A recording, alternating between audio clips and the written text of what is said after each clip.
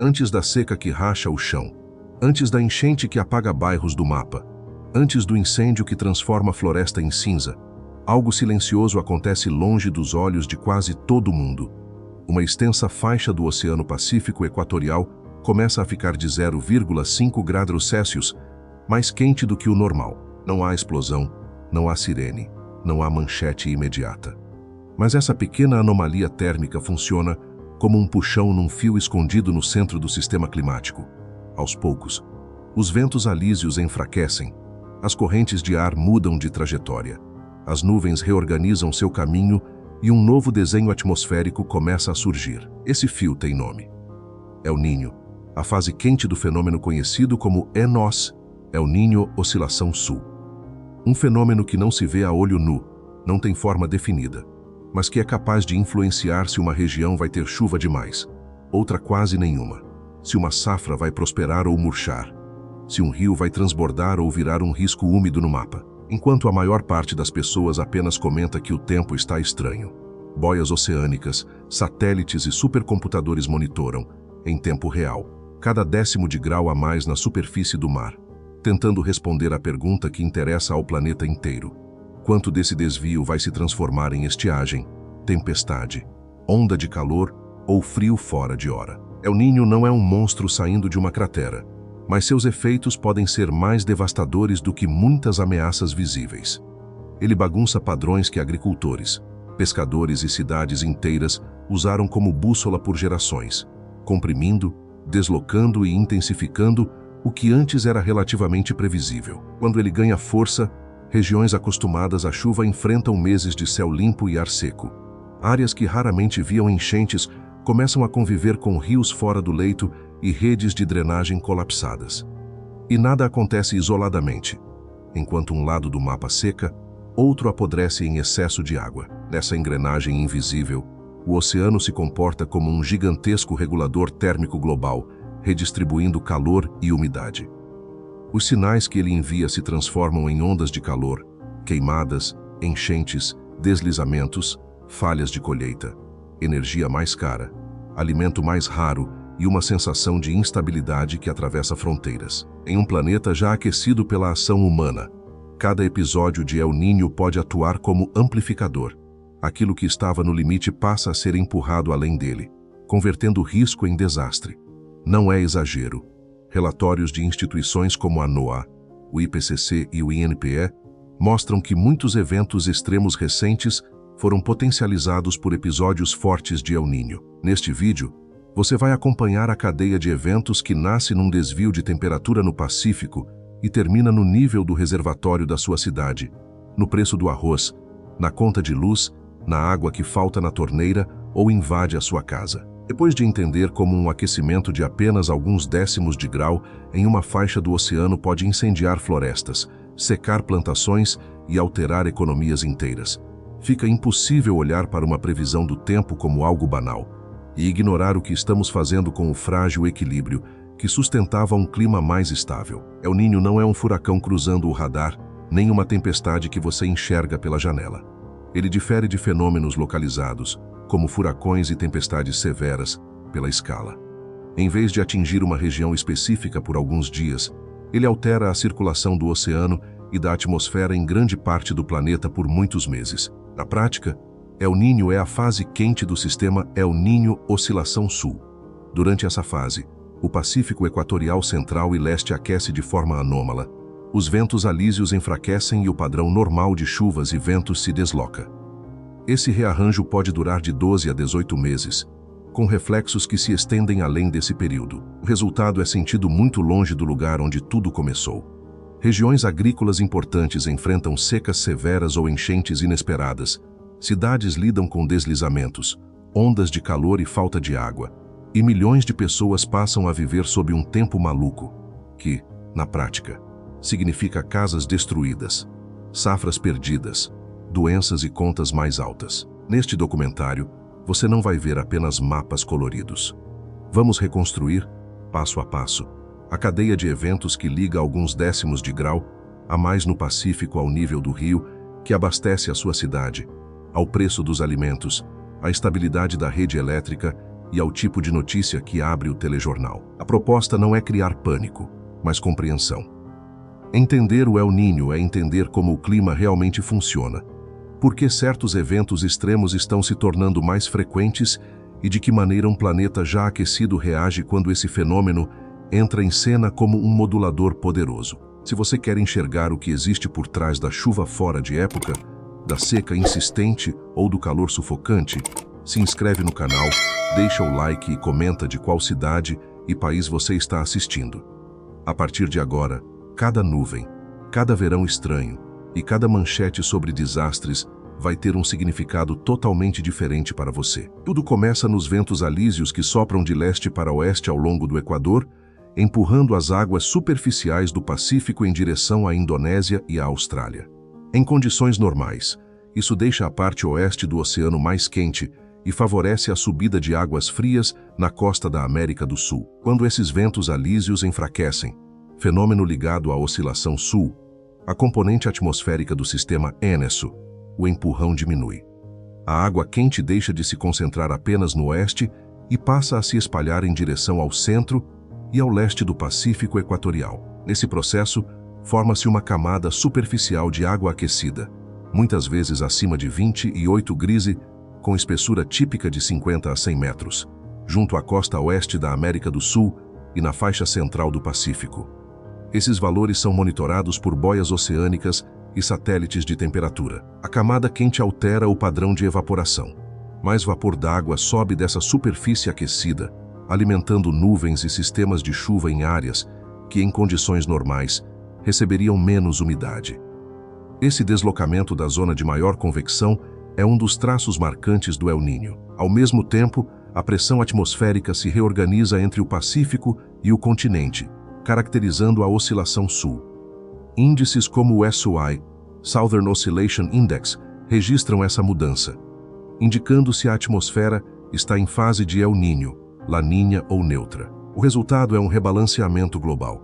Áreas que dependiam de certos padrões de chuva passam a receber menos água, enquanto outras são atingidas por precipitações acima da média.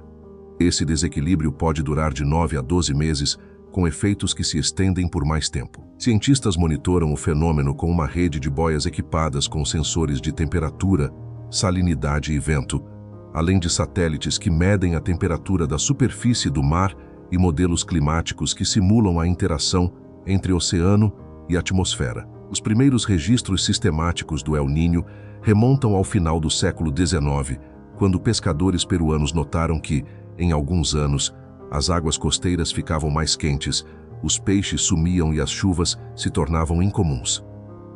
Eles associaram o fenômeno ao período de Natal e o apelidaram de El Niño, o menino. Décadas depois, meteorologistas e oceanógrafos passaram a correlacionar essas observações locais com anomalias térmicas em escala maior, dando origem ao conceito moderno de ENSO, que inclui tanto o aquecimento, El Niño, quanto o resfriamento, La Niña, do Pacífico Equatorial. Entender esse processo de enfraquecimento dos ventos alísios, aquecimento das águas superficiais e reorganização da pressão atmosférica é o primeiro passo para prever quais partes do planeta vão enfrentar mais chuva, mais seca ou mais calor quando um novo episódio de El Niño se instala. Quando a faixa aquecida do Pacífico se estende, a circulação atmosférica de grande escala muda.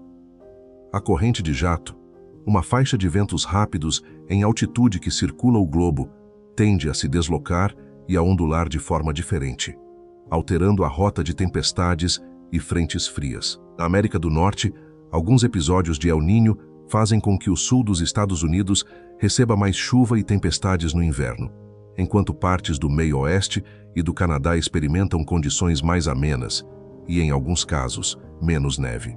No México e em partes da América Central, a mudança na circulação pode reduzir a chuva em períodos críticos, provocando secas prolongadas que afetam culturas como milho e café, com impacto direto na segurança alimentar e na renda de agricultores familiares. No hemisfério sul, a costa oeste da América do Sul, especialmente Peru e Equador, tende a receber chuvas acima da média em muitos episódios de El Niño, provocando enchentes, deslizamentos e danos a infraestruturas urbanas e rurais.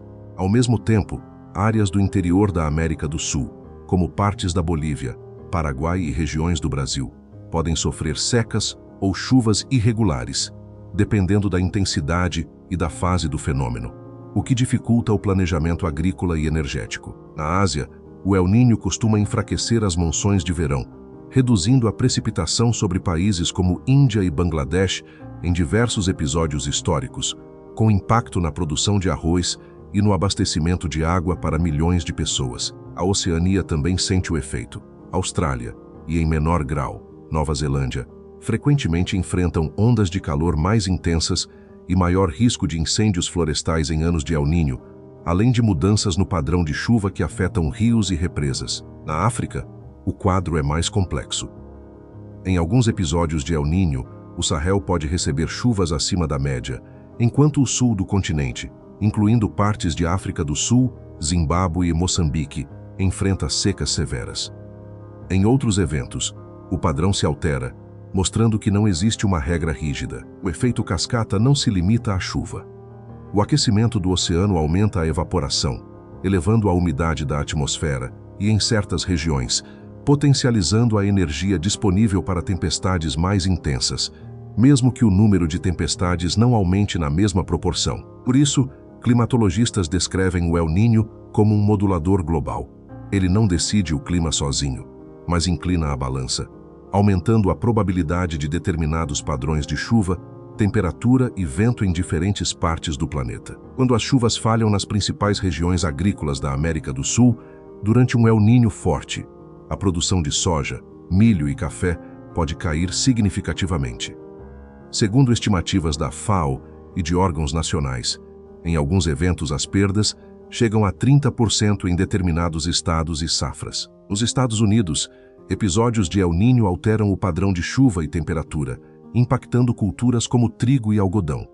Em certas regiões, o excesso de água atrasa o plantio ou a colheita. Em outras, a falta de frio adequado reduz a produtividade, o que se reflete nos contratos futuros negociados em bolsas de commodities. Na Ásia, a combinação entre monções enfraquecidas e calor mais intenso pode reduzir a produção de arroz na Índia, no Sudeste Asiático e em partes da China, elevando o preço de um alimento básico para centenas de milhões de pessoas e pressionando orçamentos familiares já apertados. As enchentes na costa do Pacífico sul-americano prejudicam portos e estradas, interrompendo a exportação de minerais, pescados e produtos agrícolas. Navios ficam ancorados por semanas e os custos logísticos sobem, encarecendo cadeias inteiras que dependem dessas matérias-primas. Na Austrália e em outros países exportadores, ondas de calor e incêndios reduzem a disponibilidade de pastagens, afetando a produção de carne e lã. Quando grandes exportadores sofrem, o preço desses produtos tende a subir em mercados distantes, impactando consumidores que nunca ouviram falar em Enécio. O setor de energia também sente o peso do El Niño. Ondas de calor aumentam a demanda por refrigeração nas cidades, enquanto secas prolongadas reduzem o nível de reservatórios usados para geração hidrelétrica, elevando o custo da eletricidade e forçando o acionamento de usinas mais caras. Companhias de seguro registram alta nos pedidos de indenização por perda de safra, danos a propriedades e interrupções de negócios.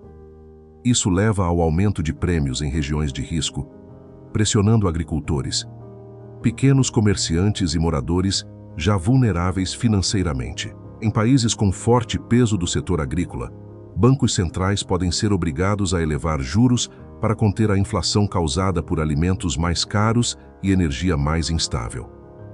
Essa reação protege a moeda, mas encarece o crédito e pode desacelerar o crescimento econômico. Governos, por sua vez, precisam realocar recursos para socorro emergencial, reconstrução de infraestrutura e apoio a populações afetadas, adiando investimentos em áreas como educação, saúde e transporte, o que cria um efeito de longo prazo no desenvolvimento. Dessa forma, um fenômeno climático que começa com anomalias térmicas no Pacífico se espalha pelos preços, pelos orçamentos e pelas decisões de investimento, demonstrando que clima e economia são dimensões inseparáveis da mesma realidade. Quando meteorologistas detectam o início de um El Niño moderado ou forte, agências de clima e defesa civil começam a emitir alertas sazonais. Projeções indicam quais regiões têm maior probabilidade de enfrentar secas, enchentes ou calor extremo, permitindo algum grau de planejamento antecipado. Em países agrícolas da América do Sul, produtores adotam cultivares mais resistentes ao calor e à falta de água, diversificam culturas e investem em irrigação localizada, como o gotejamento, que utiliza menos água. Em muitos casos, essas medidas são apoiadas por recomendações de órgãos como EMBRAPA e FAO. Cidades expostas a enchentes criam zonas de retenção e ampliam áreas verdes capazes de absorver parte da água excedente. Parques, praças e reservatórios temporários se tornam aliados silenciosos na tentativa de reduzir os prejuízos de chuvas extremas. Em países como a Índia e Bangladesh, sistemas comunitários de alerta precoce para enchentes e ciclones, combinando tecnologias simples, rádios e redes locais de voluntários, têm salvado milhares de vidas em eventos associados ou reforçados por fases do Éncio. Após grandes incêndios, em anos de El Niño, a Austrália implementou estratégias como corredores de fogo e manejo controlado da vegetação, para reduzir a quantidade de material inflamável e dificultar a propagação de chamas em ondas de calor futuras. Na África, programas de adaptação promovem o uso de culturas mais tolerantes à seca, como milheto e sorgo, e técnicas de conservação de solo e água. Essas soluções de baixo custo muitas vezes se combinam com saberes tradicionais, construídos ao longo de gerações. Em paralelo, o Painel Intergovernamental sobre Mudanças Climáticas (IPCC) e outras instituições recomendam que países incorporem o risco associado ao El Niño em seus planejamentos setoriais, da agricultura ao setor elétrico, passando por seguros, infraestrutura e saúde pública. Mercados financeiros criam índices de risco climático e produtos de seguro paramétrico, que usam dados de chuva, temperatura ou nível de rio para acionar pagamentos automáticos a agricultores e governos quando parâmetros extremos são atingidos. Mas a adaptação não é igual para todos. Enquanto nações ricas conseguem investir em sistemas avançados de monitoramento, infraestrutura robusta e soluções caras, muitas comunidades pobres ainda dependem de redes de solidariedade, informação local e recursos limitados para enfrentar os mesmos eventos climáticos. O El Niño expõe, assim, não apenas a fragilidade do sistema climático, mas também as desigualdades sociais e econômicas. Ele lembra que conhecimento e tecnologia só reduzem o risco quando são acessíveis, compartilhados e traduzidos em ação concreta, onde a vulnerabilidade é maior. O El Niño é um fenômeno natural antigo, mas hoje ele atua em um contexto inédito. Oceanos mais quentes e ácidos, gelo derretendo, cidades maiores e mais vulneráveis. Esse pano de fundo altera a forma como os episódios de El Niño se manifestam e amplificam seus impactos. Satélites de nova geração, boias oceânicas e radares meteorológicos alimentam supercomputadores com dados em tempo real. Modelos numéricos conseguem simular o comportamento do Éncio com precisão crescente. Mas o aquecimento global adiciona ruído e incerteza aos cenários. Técnicas de inteligência artificial já são usadas para analisar séries históricas de temperatura, pressão e vento, identificando padrões que antecedem a formação de um El Niño significativo. Esses sistemas podem emitir sinais de alerta mais cedo do que os métodos tradicionais.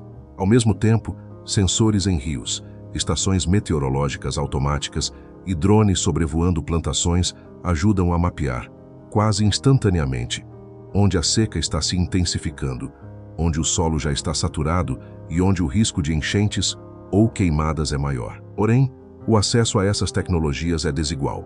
Comunidades isoladas, ilhas pequenas e populações de baixa renda muitas vezes continuam dependendo de rádios comunitários, observação do céu e conhecimento local para se preparar, enquanto grandes centros urbanos contam com aplicativos sofisticados e sistemas de alerta integrados. O setor privado também se ajusta. Companhias de seguro e resseguro usam IA e dados climáticos para precificar melhor o risco. Grandes empresas agrícolas investem em sementes melhoradas e irrigação inteligente. E startups desenvolvem ferramentas de monitoramento e resposta rápida. Em escala internacional, conferências sobre clima discutem fundos e mecanismos para financiar a adaptação nos países mais vulneráveis.